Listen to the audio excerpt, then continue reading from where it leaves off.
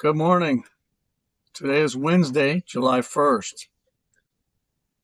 President Trump told the GOP, you must pass the Save America Act, period. He told Senate leaders, keep fighting until this bill is law.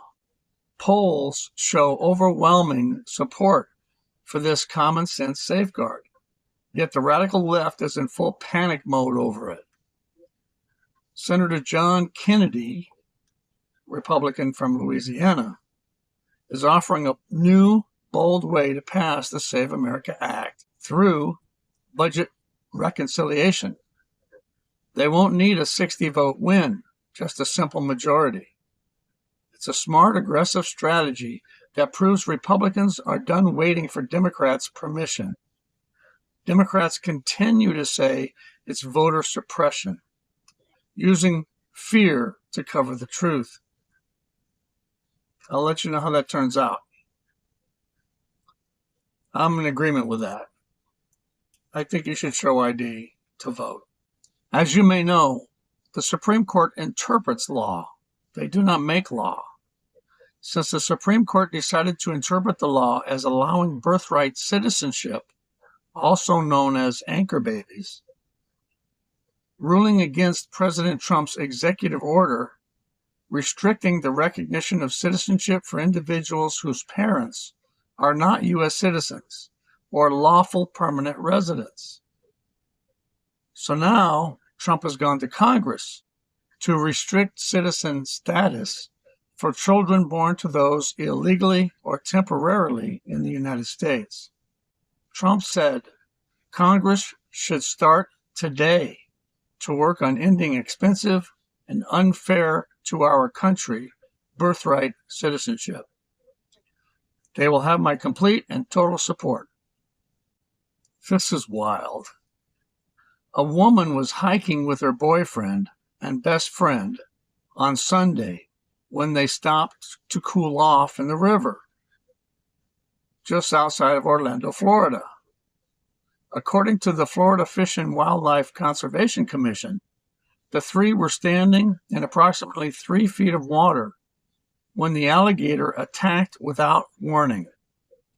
The giant alligator bit the woman on both arms and pulled her into the deep water where she drowned.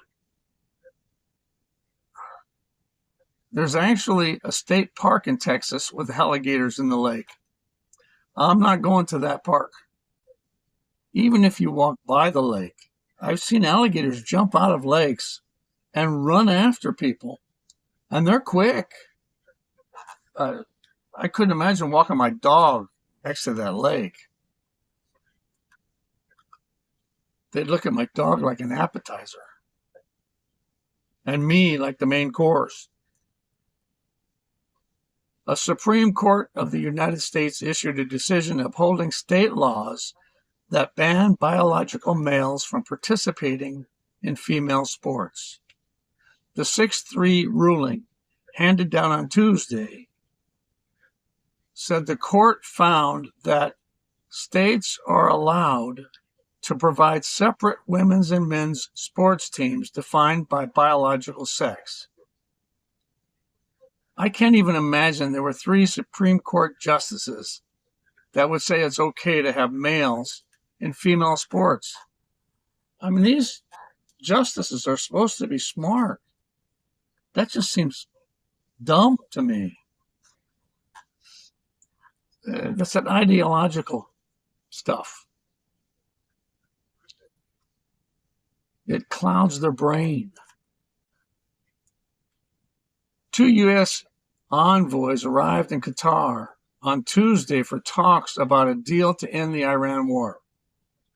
The envoys won't be having direct negotiations with Iranian diplomats. Instead, mediators are working for the time being as go-betweens for the talks, which won't include any Iranian high-level officials. There kind of sounds to me like Iran doesn't think these negotiations are important.